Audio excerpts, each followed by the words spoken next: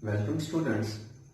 जैसा कि हमने लास्ट लेक्चर के अंदर the scalar product of two vectors को डिस्कस किया था, जिसके अंदर हमने देखा कि अगर हम दो वेक्टर्स को आपस में मल्टीप्लाई करते हैं, उनका प्रोडक्ट लेते हैं, तो उसका जो रिजल्ट है वो एक स्केलर क्वांटिटी आता है। फिर हमने उसकी मैथमेटिकल रिप्रेजेंटेशन यानी उसका फार्मूला जो था वो डिस्कस किया था, और फिर साथ हमने कुछ एग्जांपल्स भी डिस्कस की थी जिनके अंदर डॉट प्रोडक्ट या scalar product of two vectors जो है वो यूज होता है। आज का जो हमारा टॉपिक है ये एक्चुअली इस स्केलर प्रोडक्ट की कैरेक्टरिस्टिक से रिलेटेड है, इस डॉट प्रोडक्ट की कैरेक्टरिस्टिक से रिलेटेड है। इसमें हम इस डॉट प्रोडक्ट की कुछ कैरेक्टरिस्टिक्स को डिस्कस करेंगे। सबसे पहली जो कैरेक्टरिस्टिक्स है वो कम्यूटेटिव प्रॉपर्टी है। फॉर एग्जांपल, हमारे पास अगर दो वेक्टर्स हों ए और B, let's suppose we have two vectors, vector A and vector B, and these two vectors are separated by an angle of theta. Then their dot product, we know that a dot b का dot product जो था वो किसके equal था? हमारे पास, हमने इसके physical meaning में पढ़ा था कि ये मैग्नीट्यूड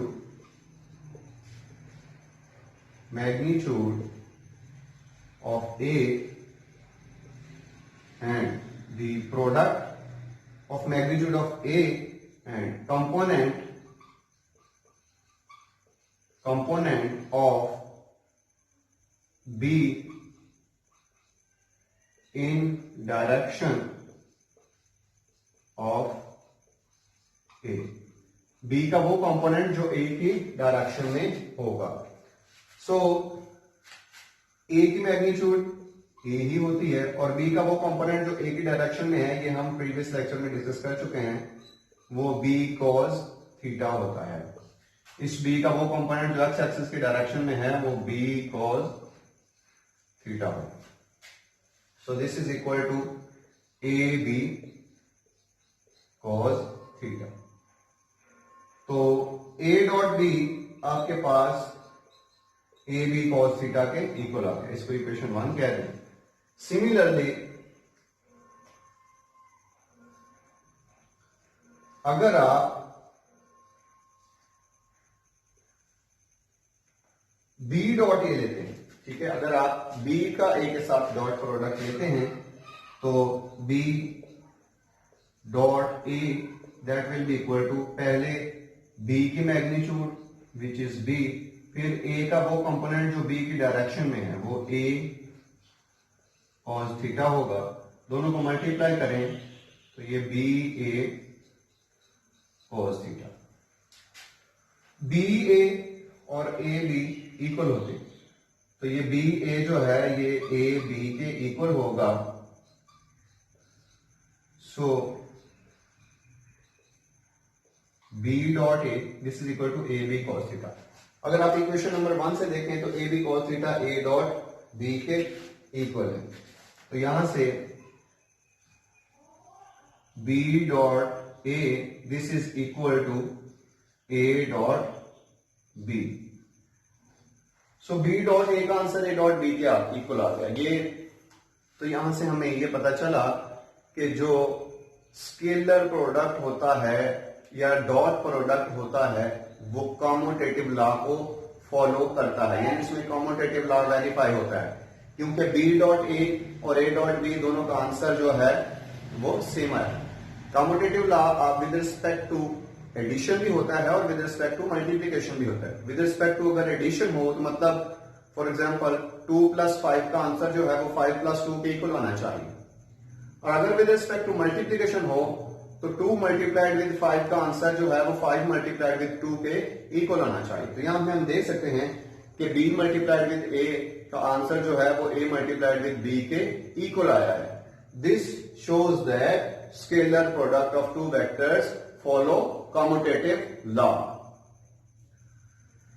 तो यहां पे आप ये बनाते वक्त आप साथ फिगर इस तरह बना सकते हैं। फॉर एग्जांपल, ये वेक्टर B है, ये वेक्टर A है, दोनों के दरमियान एंगल थीटा है, तो ए का वो कंपोनेंट जो बी की डायरेक्शन में है वो ए कॉस थीटा होगा।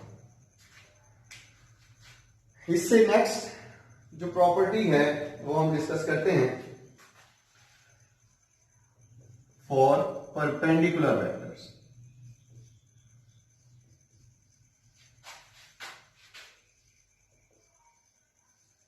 परपेंडिकुलर वेक्टर्स के अंदर हमें पता है जब दो वेक्टर्स एक दूसरे के साथ परपेंडिकुलर होते हैं तो एक्चुअली उन दो वेक्टर्स के दरमियान एंगल कितना होता है? उन दो वेक्टर्स के दरमियान एंगल होता है 90 डिग्री का। परपेंडिकुलर वेक्टर्स मतलब अब हमारे पास फॉर एग्जांपल ये ए वेक्टर है और ये बी वेक्टर है, दोनों के दरमियान जो एंगल है वो 90 डिग्री है। अब हमने इन दो वेक्टर्स का लेना है डॉट प्रोडक्ट। अब डॉट प्रोडक्ट का फार्मूला आपको पता है A dot B, this is equal to A B cos of theta. But we know that if two vectors are perpendicular then angle will be equal to 90 degree. So AB cos 90. अब cos 90 का जो answer है वो हमें पता है 0 आता है, तो 0 से कोई भी चीज मल्टीप्लाई हो तो 0। तो देखिए अगर दो वेक्टर्स परपेंडिकुलर हों तो उनका जो डॉट प्रोडक्ट है वो 0 आता है।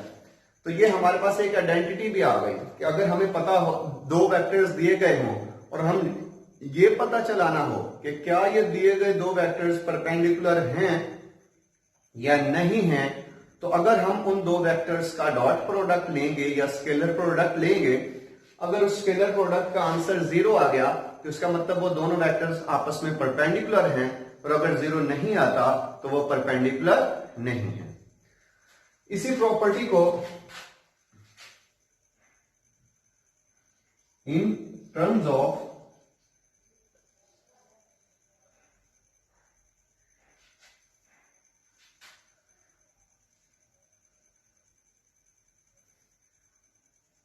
rectangular components or in terms of unit vectors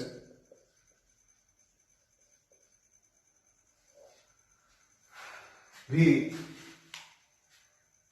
आप देख सकते हैं। जैसे कि देखें आपको पता है कि x, y और z एक्सिस, x, y और z एक्सिस तीनों एक दूसरे पे परपेंडिकुलर होते हैं, तो जाहिर बात है तीनों के यूनिट वेक्टर्स भी एक दूसरे पे परपेंडिकुलर होंगे। अब जो x का यूनिट वेक्टर होता है वो आपको पता है i होता है, जो y का यूनिट वेक्टर होता है वो j होता है, और जो z का यूनिट वेक्टर होता है वो k होता है।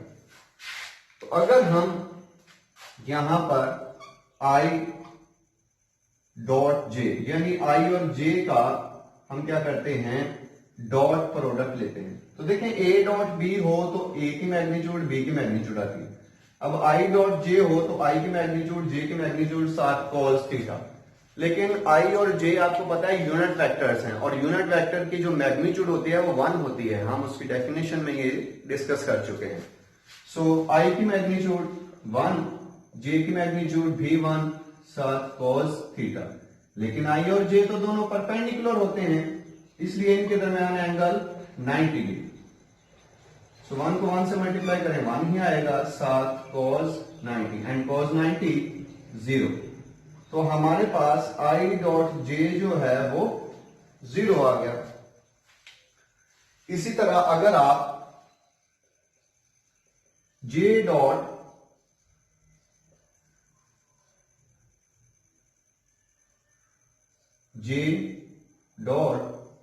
k का डॉट प्रोडक्ट लेंगे तो वो भी 0 आएगा, और अगर k डॉट i का डॉट प्रोडक्ट लेंगे तो वो भी 0 आएगा।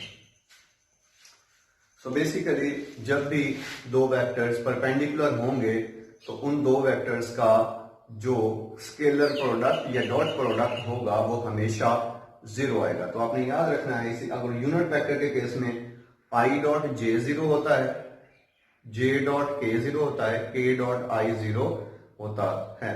यानी किसी भी दो डिफरेंट यूनिट वेक्टर्स का अगर आप डॉट प्रोडक्ट लेते हैं तो उसका जो आंसर है वो या उसका जो रिजल्ट है वो आपके पास 0 आएगा। उसके बाद हम डिस्कस करते हैं पैरेलल वेक्टर्स के लिए कि अगर दो वेक्टर्स पैरेलल हों तो उनका स्केलर प्रोडक्ट या उनका डॉट प्रोडक्ट जो है वो इसके इक्वल होता है। सो पैरेलल वेक्टर्स का मतलब होता है कि ऐसे वेक्टर्स जो सेम डायरेक्शन में हों। सेम डायरेक्शन का मतलब है कि अगर एक वेक्टर एक्स डायरेक्शन में है तो दूसरा वेक्टर भी एक्स डायरेक्शन में होगा। आपको पता है कि दो वेक्टर्स ए और बी हों तो उनका जो डॉट प्रोडक्ट है ए डॉट बी वो इस फार्मूला से ए बी कॉस थीटा से फाइंड किया जाता है। लेकिन अगर दो पैरेलल वेक्टर्स हों तो मैंने आपको बताया कि उसका पैरेलल का मतलब यह है कि अगर एक वेक्टर एक्स डायरेक्शन में है तो दूसरा भी एक्स में होगा, अगर एक वेक्टर वाई में है तो दूसरा भी वाई में होगा, दोनों सेम डायरेक्शन में है। जब सेम डायरेक्शन में होते हैं तो उनके दरमियान जो एंगल है वो 0 डिग्री का बनता है। सो ए बी कॉस 0 और कॉस 0 जो है ये एक्चुअली 1 के इक्वल होता है। So this is A B. तो इसका मतलब ये हुआ कि अगर दो वेक्टर्स पैरेलल हैं तो आप उनका डॉट प्रोडक्ट लेते हैं तो वो सिंपली उनकी मैग्नीट्यूड्स के प्रोडक्ट के इक्वल आएगा। ठीक है, कि अगर दो वेक्टर्स पैरेलल वेक्टर्स हैं और आप उनका स्केलर प्रोडक्ट या डॉट प्रोडक्ट लेते हैं तो उसका जो रिजल्ट है वो सिंपली आप उनकी मैग्नीट्यूड्स का प्रोडक्ट ले लें वो उसके इक्वल आएगा। इससे next for anti parallel vectors, anti parallel vectors, anti parallel vector का मतलब यह है कि अगर एक वेक्टर पॉजिटिव एक्स डायरेक्शन में है तो दूसरा नेगेटिव एक्स डायरेक्शन में है, और अगर एक वेक्टर पॉजिटिव वाई डायरेक्शन में है तो दूसरा नेगेटिव वाई डायरेक्शन में है। आपको पता है दो वेक्टर्स का डॉट प्रोडक्ट जो है वो इस फार्मूला से A dot B this is equal to A B cos theta. इसमें ए और बी मैग्नीट्यूड होती हैं और थीटा दोनों वेक्टर्स के दरमियान एंगल होता है। देखिए अगर दो वेक्टर्स एंटी पैरेलल हों तो उनके दरमियान जो एंगल बनता है वो 180 डिग्री का बनता है। So theta will be equal to 180 degree.